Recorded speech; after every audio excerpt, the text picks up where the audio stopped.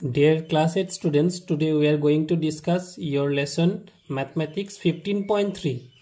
আমি 15.3 লেসনটো আলোচনা কৰিবলৈ গৈছো গতিকে ইয়াতে প্ৰশ্নবোৰ দিয়া আছিল প্ৰথম প্ৰশ্নটো আছিল তলৰ তালিকাত দিয়া মানৰ সহায়ত উপযুক্ত স্কেল ব্যৱহাৰ কৰি ৰৈখিক লেখ আঁকিবলৈ আমাক দিছে গতিকে ছাত্ৰ ছাত্ৰী সকল ইয়াৰ আগতে মই জনাব বিচাৰিছো যদি তোমালোকে 15.2 আৰু 15.1 লেসন বুলে তোমালোকে চাবলৈ বিচাৰা তেতিয়া হলে ডেসক্ৰিপচন বক্সত মই লিংকটো দি দিম গতিকে তাৰ পৰা লিংক পেষ্ট কৰি দিয়া হ'ব তাতে তোমালোকে লিংকটোৰ পৰা তোমালোকে 15.1 আৰু 15.2 চাব পাৰিবা আৰু অন্যান্য মেথছবোৰ চাবৰ কাৰণে তোমালোকে প্লেলিস্ট টু ভিজিট কৰিলে সকলোবোৰ অংক তোমালোকে চাব পাৰিবা গতিকে আৰু তোমালোকে নতুনকৈ মোৰ চেনেলটো আহিছা তেতিয়া হলে চেনেলটো সাবস্ক্ৰাইব কৰি দিবা আৰু ভিডিওটো ভাল লাগিলে লাইক কৰি দিবা আৰু বন্ধুবৰ্গৰ মাজত শেয়াৰ কৰি দিবা নটিফিকেশন বেলটো অল কৰি দিবা যাতে সকলোবোৰ ভিডিও তোমালোকে পাবলৈ সক্ষম হোৱা এতিয়া প্ৰথমটো অংকত দিয়া আছিল যে কণীৰ সংখ্যা অৰ্থাৎ এফালে কণীৰ মূল্য আৰু কণীৰ মূল্য টকা এনেকে আৰু এফালে কণীৰ সংখ্যা এনেকে দিয়া হৈ আছিল গতিকে ইয়াৰ ওপৰত আমি x আৰু y হিচাপত ধৰি লৈ পেলাই আমি এটা গ্ৰাফ আঁকিব লাগে অৰ্থাৎ আমি এটা তথ্য লেখ বা আমি আঁকিব লাগে গতিকে লেখ কাগজৰ সহায়ত আমি কি কৰিম আমি অঙ্কন কৰিম আৰু যাৰ লেখ কাগজ যি প্ৰথম তথ্য আমাক দিয়া আছিল সেই তথ্যৰ ভিত্তিত আমি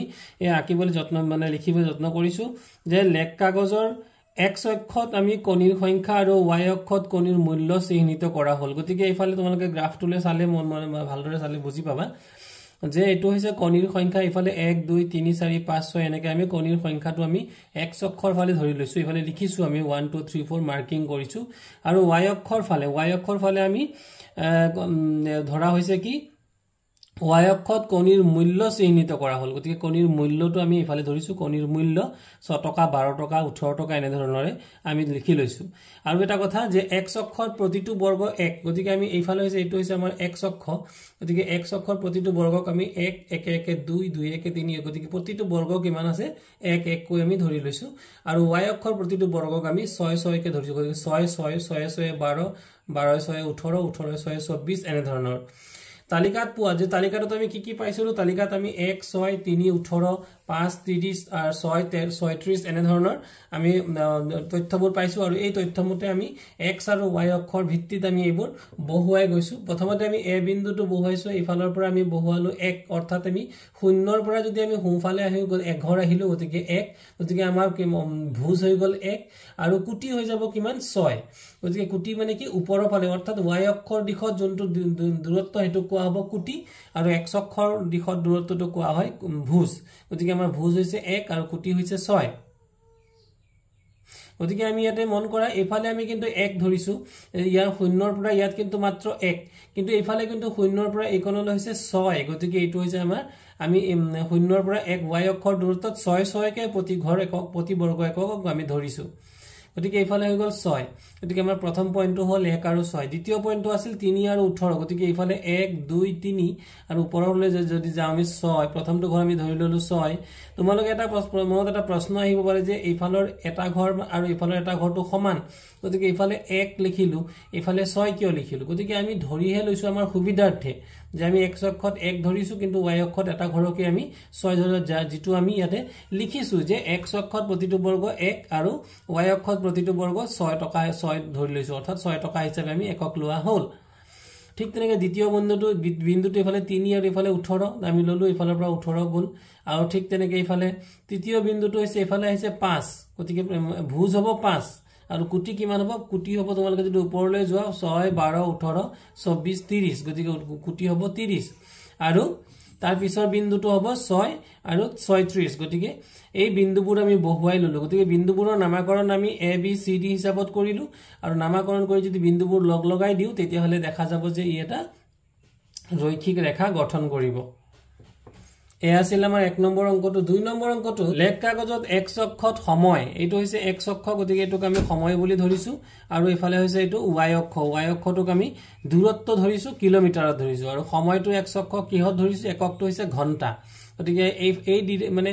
আমি সোঁফালে যেটো ডিৰেকচন অৰ্থাৎ আমাৰ সোঁফাললৈ আগবাঢ়ি যোৱা ডিৰেকচনটো আমি 1 2 3 4 5 অৰ্থাৎ প্ৰতি ঘৰ x অক্ষত প্ৰতিটো বৰ্গক আমি কিমান ধৰিছো 1 একক ধৰিছো আৰু y অক্ষত প্ৰতিটো বৰ্গক আমি কিমান ধৰিছো 50 এককে অৰ্থাৎ 50 100 50 50 100 100 50 150 গতিকে আমাৰ সুবিধাজনকভাৱে এনেকে ধৰি ললেহে আমাৰ যেটো তথ্য আমাক দিয়া আছে এই তথ্য মতে যদি আমি এনেকে ধৰি নলওঁ তেতিয়াহলে আমি গ্ৰাফটো আঁকিবলৈ অসুবিধা পাম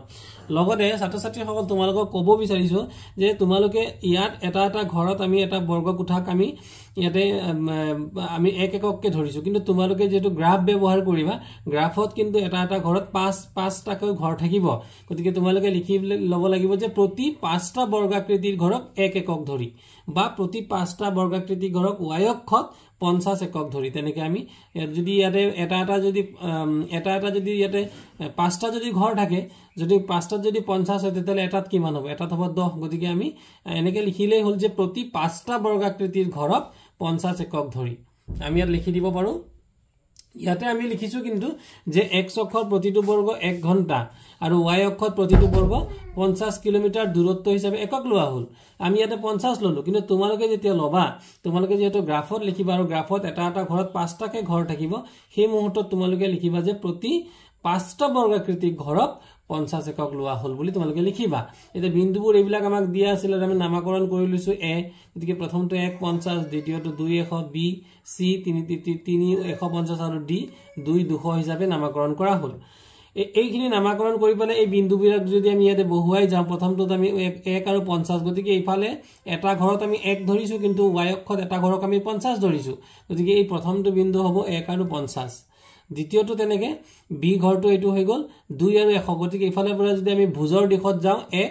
2 আৰু ওপৰত যদি যাও 50 100 গতিকে এটো হৈ যাব 2, 100 গতিকে আমাৰ ভুজ কিমান হল ভুজ হল 2 আৰু কুটি হল 100 তাৰ পিছৰটো চোৱা 3 আৰু 150 গতিকে ভুজ হ'ব 3 1 2 3 আৰু কুটি হ'ব 50 100 150 এতিয়া দুটা প্ৰশ্ন দিছিল যে 300 কিলোমিটাৰ অতিক্ৰম কৰিবলৈ কিমান সময় লাগিব গতিকে কিলোমিটাৰ কোনটো দিশত আছে তোমালোকে মন কৰা কিলোমিটাৰ আমাৰ দূৰত্ব যেহেতু ইফালে কিলোমিটাৰটো এইটো দিশত আমাৰ অৰ্থাৎ y অক্ষৰ দিশত দিয়া হৈছে গতিকে এইটো হৈছে 300 কিলোমিটাৰ এই দূৰত্বটো অতিক্ৰম কৰিবলৈ আমাৰ সময় কিমান লাগিব গতিকে এই লেখটোৰ যদি আমি পুনে ইয়াত যদি চাও তেতিয়াহলে আমি দেখা পাম যে এইটো আমাৰ হৈছে 6 ঘণ্টা এই 6 ঘণ্টাৰ লগত গতিকে 300 কিলোমিটাৰ অতিক্ৰম কৰিবলৈ আমাৰ সময় কিমান লাগিছে এই বিন্দুটো হ'ব অৰ্থাৎ এই বিন্দুটোত কিমান হ'ব 6 ঘণ্টা তোমালোকে এটো আসলতে এটা স্কেল দি বলে তোমালোকে আঁকি লব পাৰা যে আমি যদি এই বিন্দুটো এনেকে লগাই দিও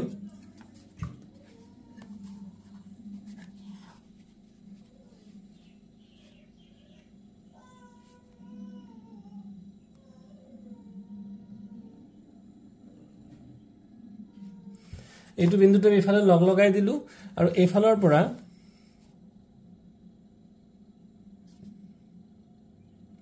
যদি আমি এনেকে লগাই দিও তেতিয়াহলে কোনটো বিন্দু পাম আমি নিশ্চয়কৈ এই বিন্দুটো পাম গতিকে এই বিন্দুটোৱে হ'ব আমাৰ 6 ঘণ্টা বুজাব গতিকে আমি মুঠ 6 ঘণ্টা সময় লাগিব তাৰ পিছত দিছিল 5 ঘণ্টাত কিমান দূৰ বাট অতিক্ৰম কৰিব গতিকে আমি ইয়াৰ পৰা যদি চাও 1 ঘণ্টা 2 ঘণ্টা 3 ঘণ্টা 4 ঘণ্টা 5 ঘণ্টা গতিকে 5 ঘণ্টাত অতিক্ৰম কৰা দূৰত্বটো কোনটো হ'ব গতিকে এনেকে যদি আমি যাও যি সৰল ৰেখাডালত যত কাটিব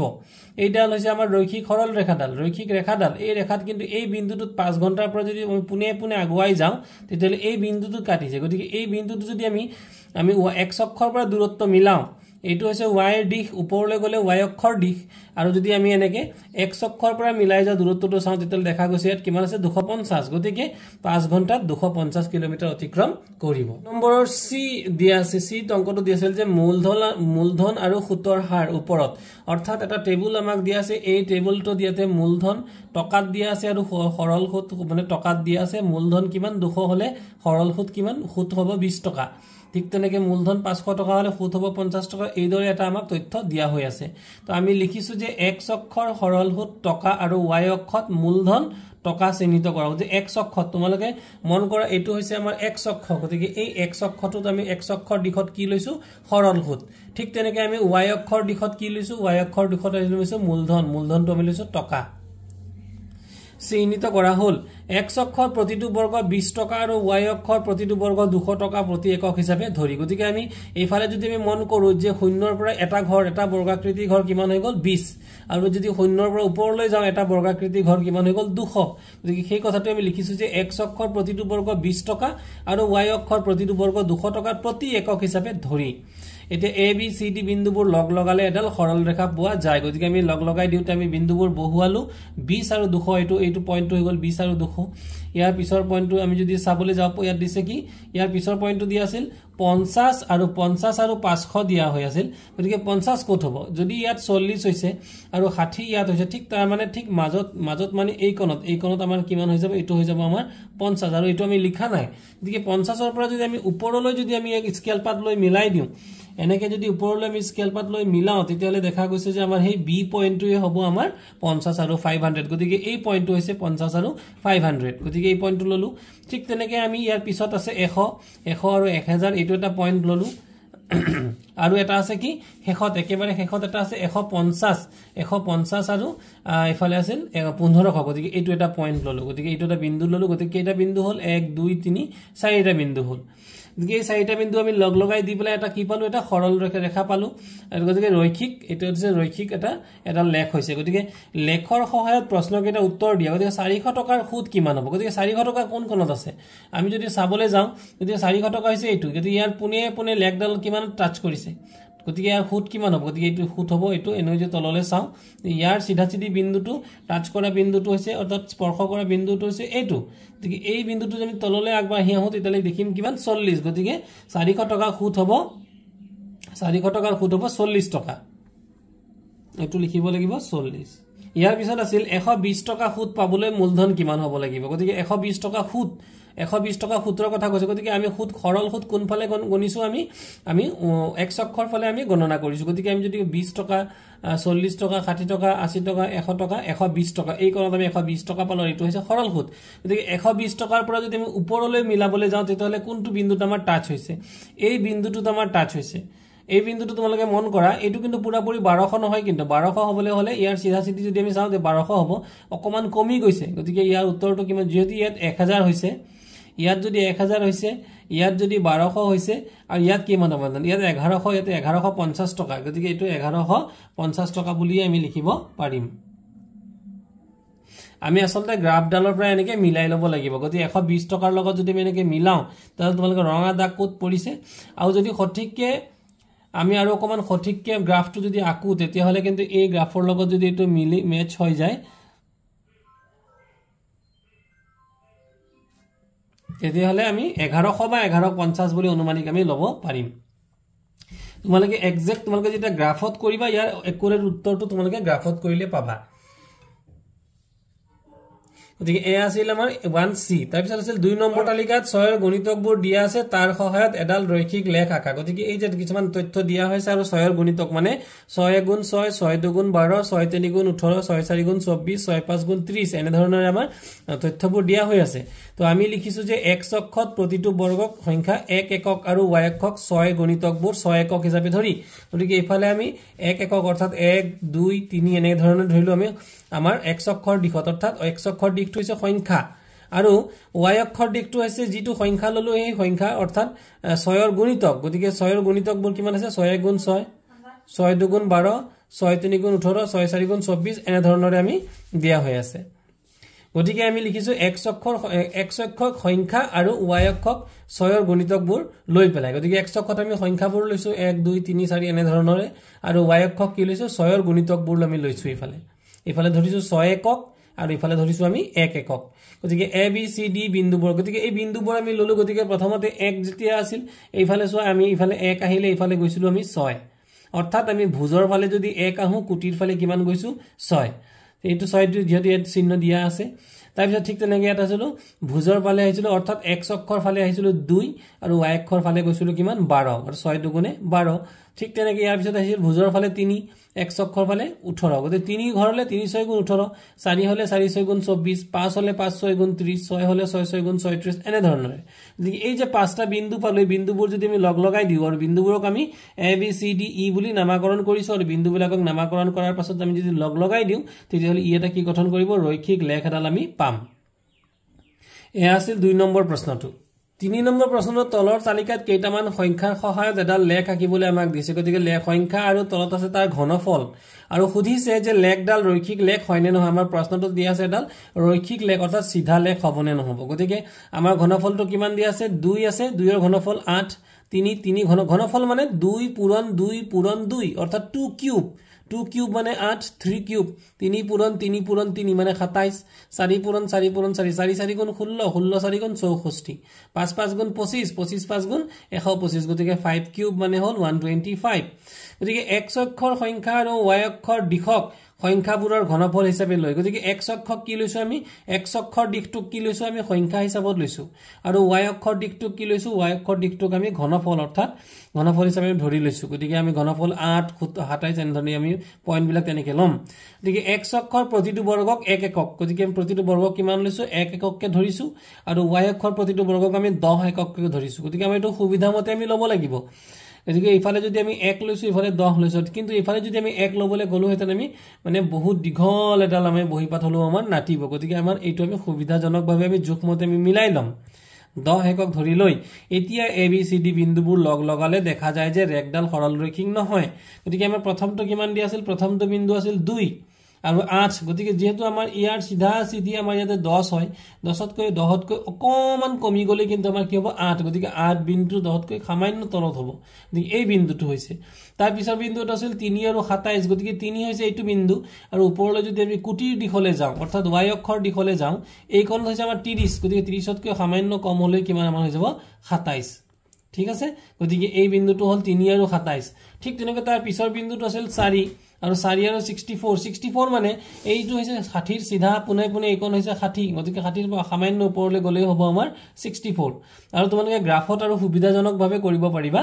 গতিকে এইটো হৈছে আমাৰ 64 গতিকে এনে ধৰণে আৰু এটা বিন্দু আমি লৈছিলো d গতিকে এই বিন্দুটো লৈছিলো আমাৰ 5 আৰু ইফালে লৈছিলো 120 গতিকে জিগিটা বিন্দু সৰি 125 গতিকে 5 ৰ ঘনফল হৈছে 125 গতিকে 5 5 গুণ 25 5 25 5 গুণ 125 গতিকে 5 আৰু 125 ললো 125 মানে যে এই সিধা ইয়াৰ 120 ৰ সিধা সিধিকে ললে এই কোণত হৈ গৈ আমাৰ 120 তাতকৈ সামান্য ওপৰত ললে হ'ব 125 গতিকে এই যে বিন্দুবোৰ পালো এই বিন্দুবোৰ যদি আমি এনেকৈ লগ লগাই দিও কিন্তু এটা পূৰ্ণ ৰেখা অৰ্থাৎ এটা সৰল ৰেখা নহব গতিকে ই আমাৰ ৰৈখিক লেখ নহয় আমাৰ প্ৰশ্নটো সুধিছিল ৰৈখিক লেখ হবনে নহব গতিকে উত্তৰটো হ'ব ৰৈখিক লেখ নহব